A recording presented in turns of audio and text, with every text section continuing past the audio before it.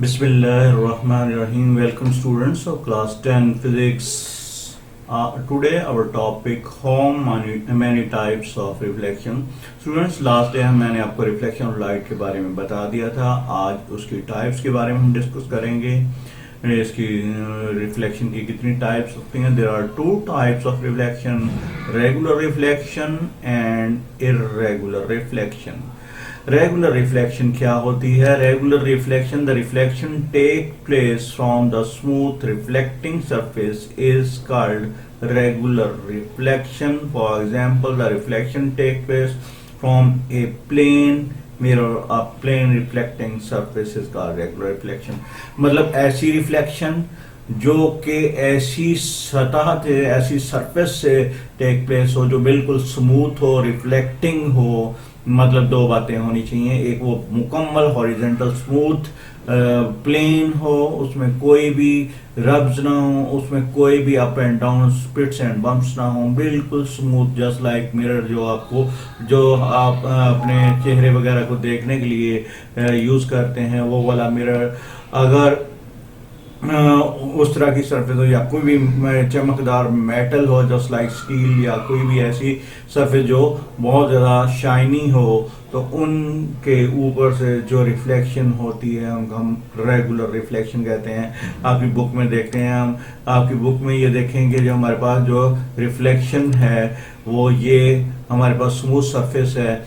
Incident ray जो आने वाली रेज होती हैं वो जिस बैंड विड्थ मतलब जितनी चौड़ाई की उसकी रे आ रही है, जब वो सरफेस से रिफ्लेक्ट हो बिल्कुल उसी चौड़ाई में, वो इसे बैंड विड्थ कहते हैं हम, उसी चौड़ाई में ये वापस रिटर्न हो जाए और उसका हर पोर्शन रिटर्न होने वाली रिफ्लेक्टेड रे के साथ बिल्कुल I=R बनाता हुआ आ जाए. मतलब जितना भी लाइट का पोर्शन इंसिडेंट है उसके हर पॉइंट का जो इंसिडेंट एंगल विद नॉर्मल है, जो कि मैंने लास्ट डे आपको पिछले टॉपिक में बताया था. हमारे पास ये इंसिडेंट एंगल है जो नॉर्मल मतलब परपेंडिकुलर ऑफ दैट पॉइंट जहां पर हम इस रे को इंसिडेंट करते हैं. मतलब ये रे ए इंसिडेंट रे आ रही है, हमने इसको सिंगल रे बताया, वहां पर हमने 4-5 दिखा रहे हैं. तो सिंगल रे जितना एंगल नॉर्मल के साथ बनाती है उसको हम इंसिडेंट एंगल या आई कहते हैं, और जो रिफ्लेक्टेड बनाती है वो एंगल ऑफ रिफ्लेक्शन या आर होता है. यही बात हम इधर करने जा रहे हैं. आप देखें, जब हम इनको देखते हैं तो हमारे पास ये 5 हैं, तो हर एक का आई उसके रिफ्लेक्टेड के आर के बराबर होगा. इसी तरह पूरी बैंडविड्थ में जहां से भी हम पोर्शन ले लें उसका आई उसके आर के बराबर होगा. तो इस तरह की जो रिफ्लेक्शन स्मूथ सरफेस से होती है इसे हम क्या कहते हैं? रेगुलर रिफ्लेक्शन कहते हैं, क्योंकि सरफेस स्मूथ है और उसका हर जो रिफ्लेक्टिंग का प्रोसेस है वो रेगुलर मैनर में है. रेगुलर मैनर क्या, आई और आर एक जैसे हैं और सब के एक जैसे हैं, और पूरी रोशनी और लाइट की जितनी भी स्ट्रिप आ रही है वो सारी के एक जैसे हैं. इसको रेगुलर बोलेंगे. ठीक है, आपकी बुक में पढ़ते हैं. Nature of reflection depends upon the smoothness of the surface. For example, a smooth surface और silver reflects rays of light in one direction only. जी बात समझ में आ गई कि सारी की सारी एक ही डायरेक्शन में जा रही है, मतलब उनका एंगल ऑफ इंसिडेंट और रिफ्लेक्टेड एक ही है. जितनी भी बैंड है मतलब जितनी भी चौड़ाई की वो लाइट है. ठीक है, the reflection by these smooth surfaces called regular reflection. ठीक है, अब बात समझ आ गई कि most of the objects in the everyday would not smooth. अब बहुत सारी दूसरी ऐसी हैं, पहले इसकी डेफिनेशन को पढ़ लेते हैं. अभी देखें, इर्रेगुलर रिफ्लेक्शन.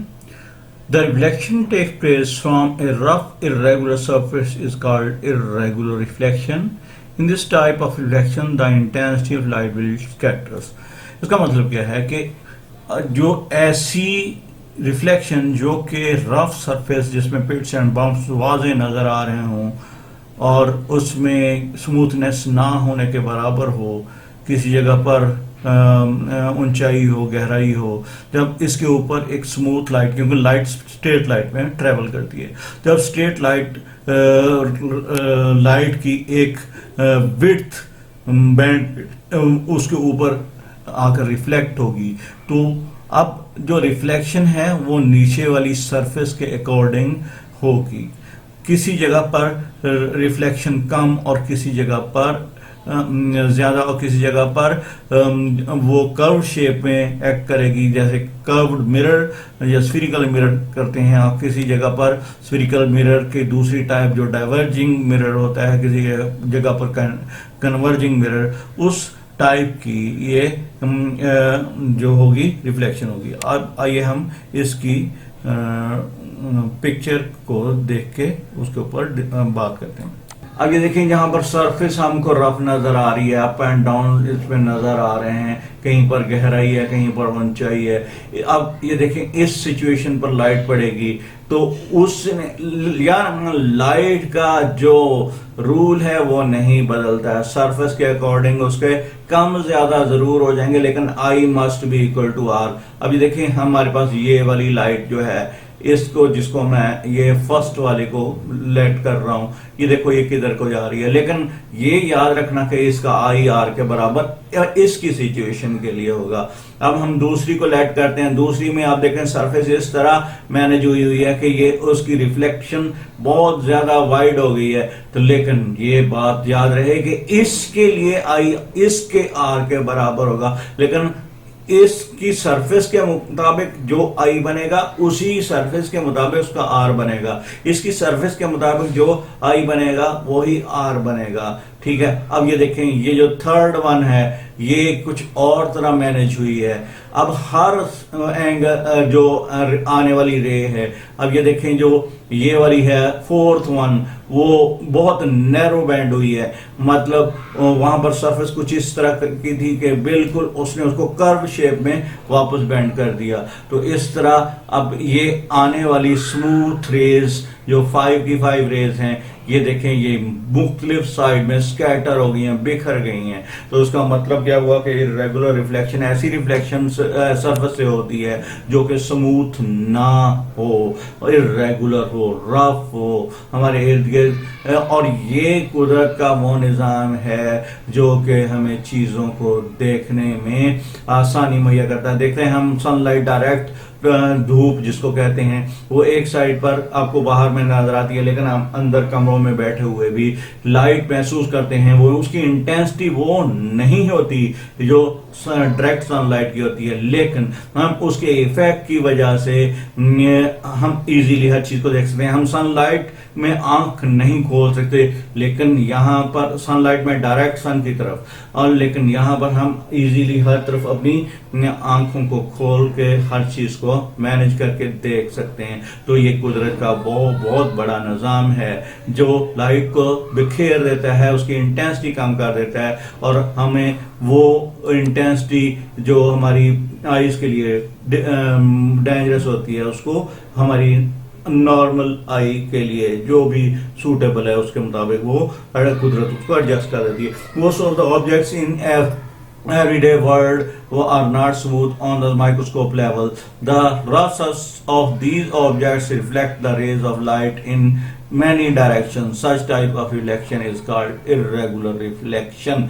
हम देखते हैं कि हमारी जमीन के ऊपर जो भी प्लेन से प्लेन मिरर भी हो वो बिल्कुल रेगुलर नहीं होता, इवन कि हम उसको माइक्रोस्कोपिक लेवल पर देखें। अब प्लेन मिरर हम को नजर आता है कि वो रिफ्लेक्टिंग है, लेकिन अगर वो 0% उसमें पिट्स एंड बम्प हों तो क्या होता है कि जैसे लाइट आई वो मुकम्मल रिफ्लेक्ट हो जाएगी और इर्द गिर्द में हमें कुछ भी नजर नहीं आएगा।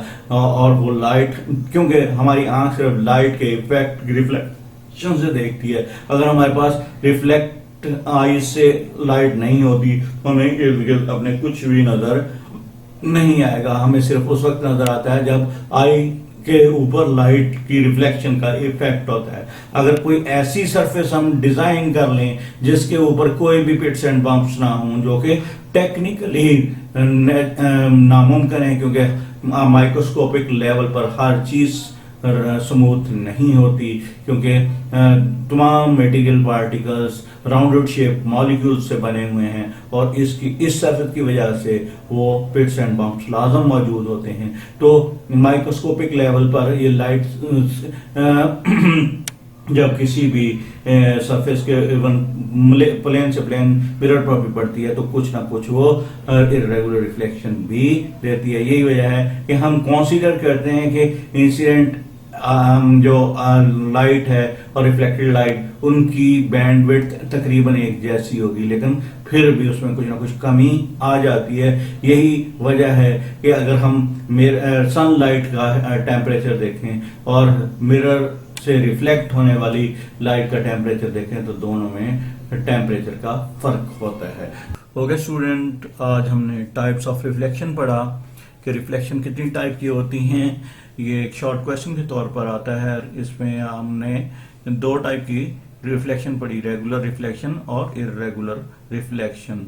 ठीक है, इंशाल्लाह हमारा नेक्स्ट टॉपिक है स्फेरिकल मिरर, जो हम नेक्स्ट लेक्चर में करेंगे। अस्सलाम वालेकुम रहमतुल्लाह।